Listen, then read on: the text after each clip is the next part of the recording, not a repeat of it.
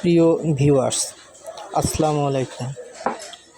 আলহামদুলিল্লাহ, শুরু করলাম অল্প পরিসরে মুরগি পালন।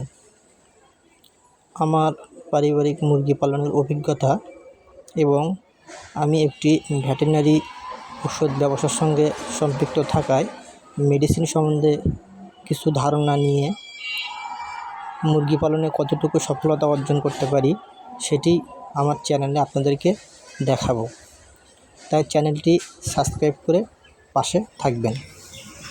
প্রথমে আমি মোট 12টি মোরগ মুরগি দিয়ে শুরু করলাম।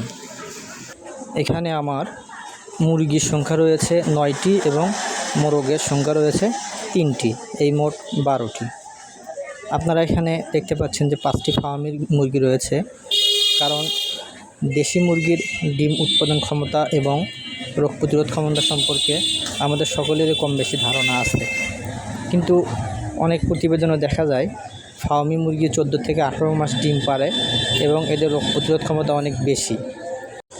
তাই এই 5টি মুরগি লালন পালন করে ফার্মি মুরগির ডিম উৎপাদন ক্ষমতা এবং রোগ প্রতিরোধ ক্ষমতা সম্পর্কে